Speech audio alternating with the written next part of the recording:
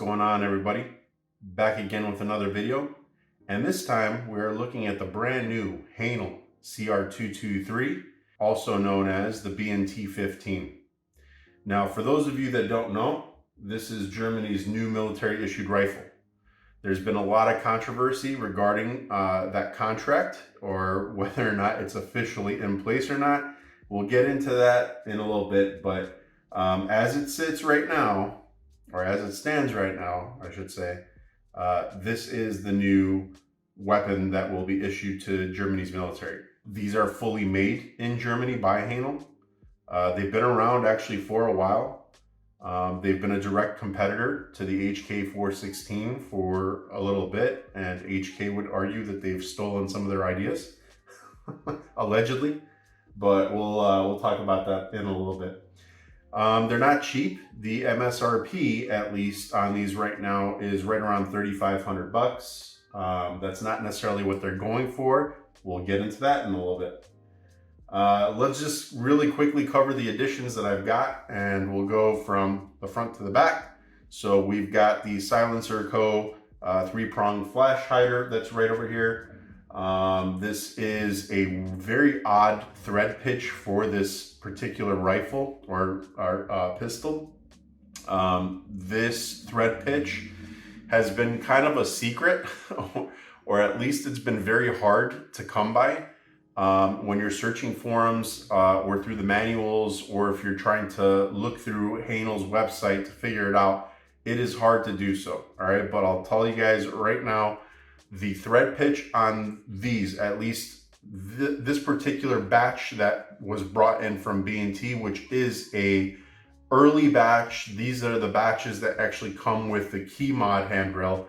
That is not going to be what happens in the future. They're going to come with M-lock handrails or handguards. I know that I've already seen a few out there for sale that do have the M-lock handguards. So just know that this could change. But as of this first batch of the Haenel CR223s, they're coming with a M15 by 1mm right hand thread pitch. So it's a little odd.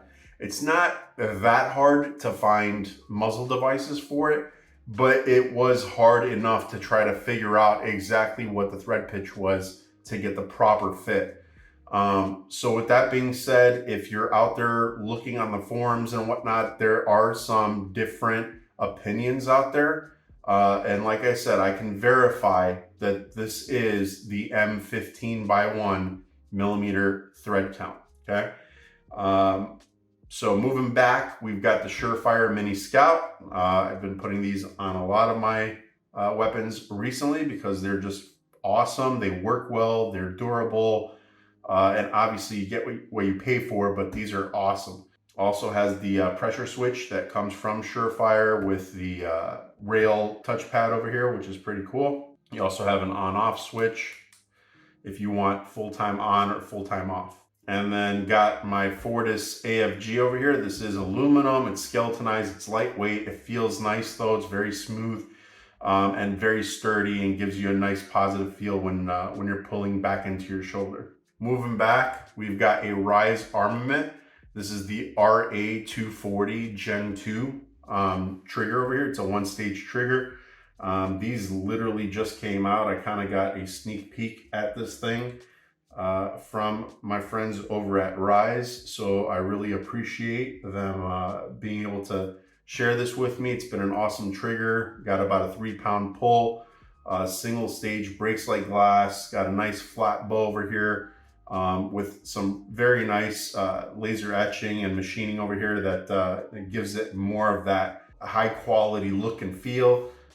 So it was a bitch to install on this on the CR223. So I'm going to get into that in a little bit as well. But just know, if you're looking to change the trigger on this thing, it's not an easy task. Back over here, we've got the Battle Arms Development buffer tube for pistols, and then we've got the Gearheadworks Tailhook over here.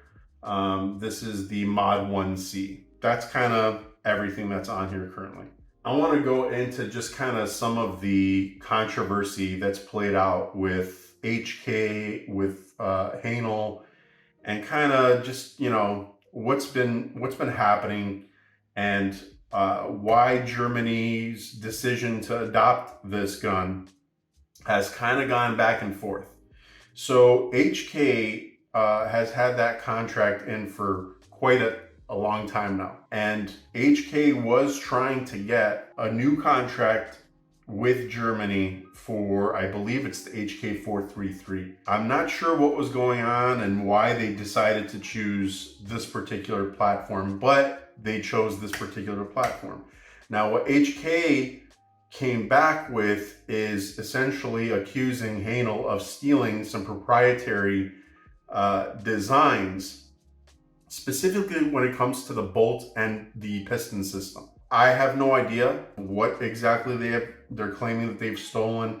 All I can tell you is that when you look at the bolt on this gun and when you look at the bolt on the HK416, they're nearly identical.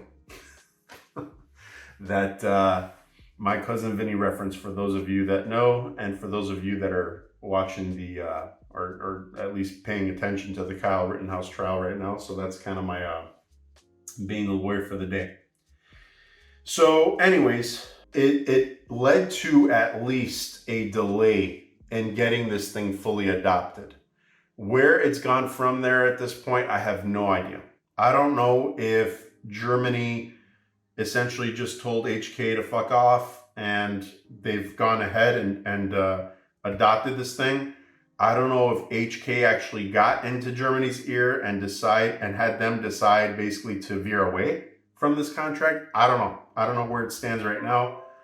There's a lot of rumors out there, but I don't want to report on something I don't know as fact. Just kind of know that some of the stuff that we're going to discuss today really hinges on the fact that this is Germany's new infantry rifle. If that's not going to be the case, then when it comes to value and price and just kind of the collector factor, every argument that's made here is going to be completely void, okay? So let's just start with the good. It's a very nice quality rifle, all right? Or pistol. This obviously having that AR type of build to it, the AR, it really is the AR platform, although it is a short stroke gas piston AR, so it still follows all the same cues and modularity as the AR for the most part. The quality of the machining, of the actual anodizing, little things that they've kind of machined into the lower over here, as you could see, the upper with some of these just kind of exaggerated, guards and whatnot for your different levers and buttons. Kind of cool. The handguard is very, very nice. I love this locking mechanism and unlocking mechanism for the handguard, to where all you got to do to take it off is literally just push this button down, twist it back, and pull right off. That's nice, especially on any type of AR platform where we know that, modularity is great and all, but, it makes it a little bit harder when everybody's got their own proprietary type of barrel nut and handguard system. And so having something that's a quick release like this just kind of makes life a lot easier. You get some really cool features, like you do get an ambi safety. You do get a full-blown bolt catch and release button. You guys know how much I love that. On any platform, just the option of having something that's already there, that's been built to be able to catch that bolt and to release it all from somewhere around your trigger guard.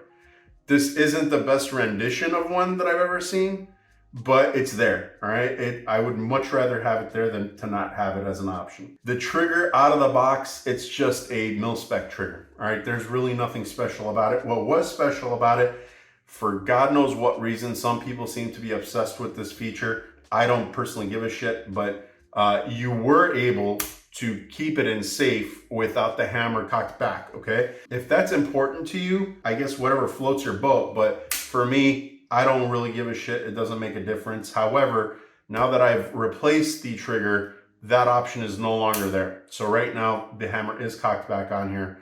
Otherwise, it would not be able to go into safe. Reliability. So it is a self-regulating short stroke piston system, which is, you guys also know if you've been following any of my videos, I'm a huge fan of anything that's piston driven. I think that they are just more reliable in the long run. They definitely, cycle cleaner, basically where most of your movement occurs is kept nice and clean, and that gives you extended reliability. Although obviously you're going to have to clean out your piston block over here. It's just not going to get as gummed up as what's going on over here, and it's not going to cause as much of a threat of failure as what you would see over here with a DI pistol or a DI rifle.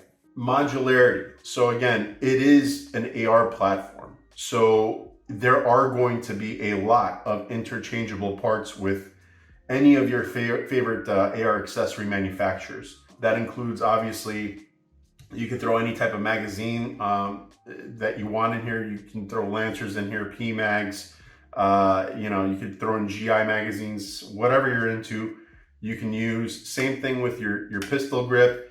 Any AR pistol grip will work on here. There's nothing crazy going on with the spring or the detent that that captures the safety over here. So whatever you want, you can put. The trigger is a little bit different, and I'll get into that in a second. But handguard as well, because you've got this proprietary nut that allows you this locking mechanism, it's probably best to stick with a handguard that's meant for this platform. I'm not saying you necessarily have to stick with the key mod version. If you get one of those first batch CR223s that do have the key mod handguards, you could always swap those out for either, they do have, Haenel's got a quad rail available, and they also have the M-LOK rail available. They're not selling them on their site, but you can contact them, or you can contact B&T directly, since it appears now that they've got some of those M-LOK handguards in. So just know that, there's going to be some options to change this out. It's just not going to be any AR option that you're accustomed to. And the other part of it is that because it is a piston and not a DI AR, the actual dimensions of the handguard itself, likely the width over here, is going to be a little bit wider than what you normally get with a DI AR. But with that said, I mean, you could do the same thing with your charging handle. You could swap that out for whatever you want. I was able to swap the standard buffer tube that was on here, although that was difficult to do as well. And I'll tell you, the reason that was difficult is because the castle nut that Haenel puts on this thing is not your standard castle nut. And not only that, but it just seemed to have some sort of Loctite or some sort of adhesive that was on there that made it nearly impossible to move. Once I finally got it to crank a little bit, it actually started cranking the entire buffer tube off. I don't know what the hell they used. They didn't pinch in the, they have like a dual QD plate over here that normally comes with the CR223. And typically you'll see guys that will just, take a hammer wedge, and they will hammer a little portion of that plate to block out the castle nut from being able to move, right?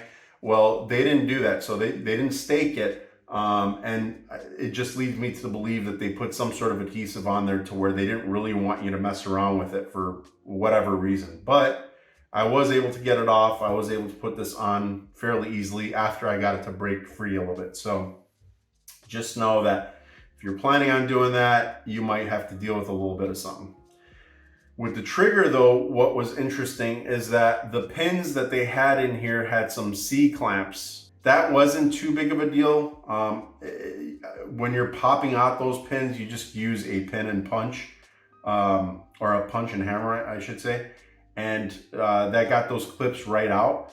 The problem is that there's an extra hook that's sprung around the hammer on the Haenel trigger. And I think what that spring is for, or that bracket is for, is that's what allows it to have that option to put it into safe when the hammer is not cocked. Now, I didn't see any other reason that it was in there. I didn't see any functionality to what it was doing there, except for what I just mentioned. The safety, obviously, this is the same safety that came with the Haenel trigger. It fits nice and snug as it did before. It still has a very nice positive feel when you're putting it in safe and semi. The new trigger works beautifully. There's been no issues that I've noticed at all. However, just know that if you see that extra clip or that extra bracket in there and you're freaking out like, oh my God, maybe I shouldn't have messed around with trying to replace this trigger. As far as I can tell you so far, I've had no issues. The only thing is that the pins that I've got with this are, anti-walkout pins. So I would suggest that if you're gonna go with any type of aftermarket trigger for this thing, just make sure that you get pins that can be secured so that they're not gonna move. Obviously, they thought it was important enough where they put those C-clamps on there, again, or those C-clips on there. Please make sure that you're playing it safe if you end up replacing your triggers, all right? The other good thing is collectability. So again, this hinges on whether or not this truly is going to be Germany's new rifle or not. When it comes to collectability, the HK416s are nearly untouchable. If you're finding them out there, you're finding them anywhere between 5,000 if you're looking at, a very low priced black version, all the way to 11,000 if you're looking at, a RAL 8K. Like, it's just insane, the prices that people are putting them out there for. If you're trying to build your own, again, it's the same thing. Parts are really, really expensive. All right, so to have the ability to buy what's essentially, a 416 platform here, fully made in Germany, that's potentially going to be Germany's new rifle, and to get it at a relatively low price, and I'll get into price here in a second, but again, considering the market for the HKs right now, this is gonna look like a bargain initially, okay? Now, I told you guys that they have an MSRP of $3,500 for these. That's not what they're going for. As a matter of fact, right now, so we're mid-November 2021. I've already found some going for as low as $2,200. At $2,200, this is probably a very solid investment. I didn't pay $2,200, but I definitely didn't pay $3,500. I got it a little bit earlier on when they were still going for a little bit higher. I ended up getting this one for $2,600. So again, pretty high for any type of AR platform. But again, considering that it is what it is, and this thing is, it's fully German, it's going to have a cult following, just like, all the other HKs have, and anything that comes out of Germany has. For better or worse, it is what it is. People have some sort of weird cult following with anything that is weaponry made out of Germany. Obviously, they know what they're doing when it comes to firearms and anything military related. They know their stuff, right? So it's also that they're more rare and they're harder to import. So because of that, anything that comes out of Germany is typically a hot item. But when you're able to get one at that low of a price, I would think that as soon as this whole thing gets settled with whether or not they're going to officially adopt this or not, if they do, you could look at the price of this platform skyrocketing in the next several years. Will it ever get to the point where it's at, HK416 level? I don't know. I would be safe to assume that it's going to get to at least double what you can buy one for right now, at least, okay? So with that being said, price, look at it as a pro and a con depending on what happens with this whole contract. So let's talk about some of the negatives.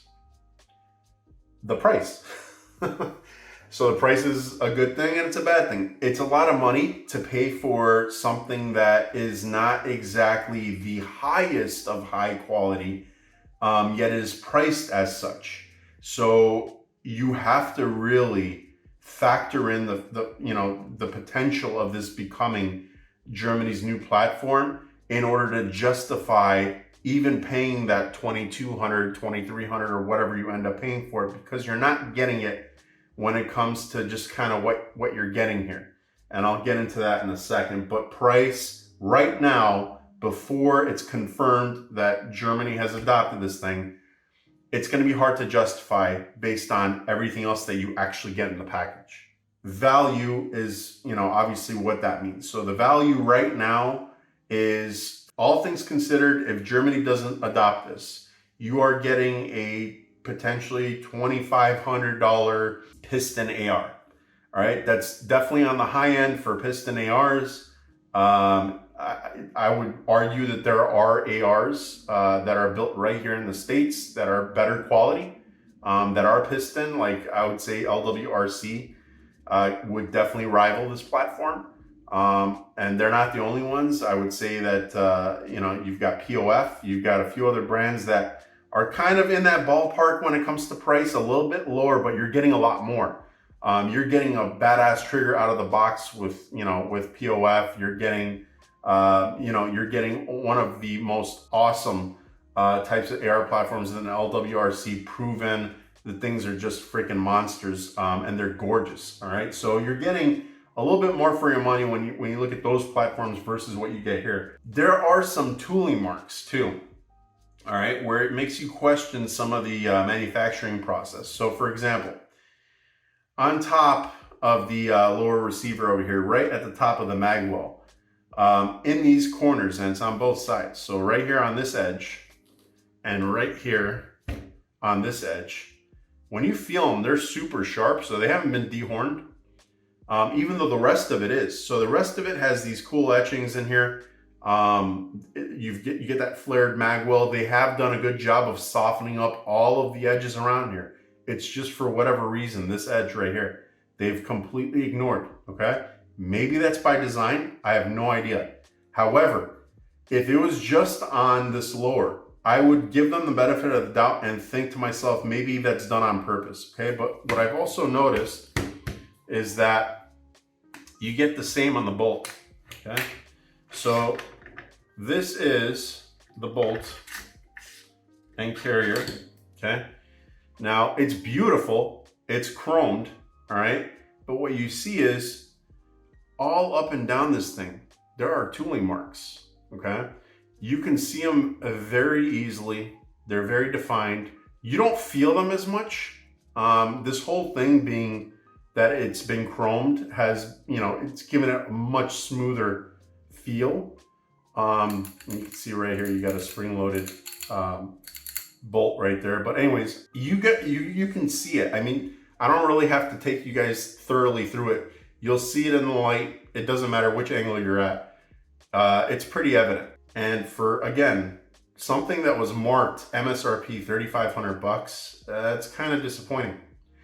Does it make a difference when this thing is firing? No, it fires flawlessly. And like I said, when you actually feel it in your hands, it's smooth as silk, okay? So maybe it doesn't make any difference when it comes to the actual function. But as a collector, if you're looking at this thing for those purposes, you're looking at this thing as more of a collector's item, and you're strictly buying it because of the potential that this is the replacement for the HK416, right? You're expecting a lot better quality than that.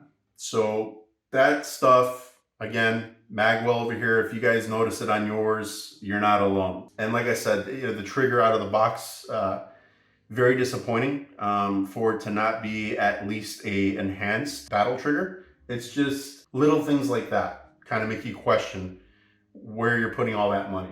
And the last thing is the controversy surrounding it. So it's kind of a gamble. If you're the gambling type and you're looking for that next big jackpot, well, you could be looking at one right here. High risk and high reward, all right? So if Germany does not come out and execute the contract to adopt this, then you're looking at essentially a $2,500 overpriced AR. But if they do adopt it and you're buying it for 2,500 bucks and you sit on it for a couple years, like I said, you're gonna get some big returns on these things. And they still are very capable, very reliable, very beautiful rifles. They're just, you know, they're awesome. It's just a matter of, you know, the price just not warranting what it is, unless something big happens with this contract, okay?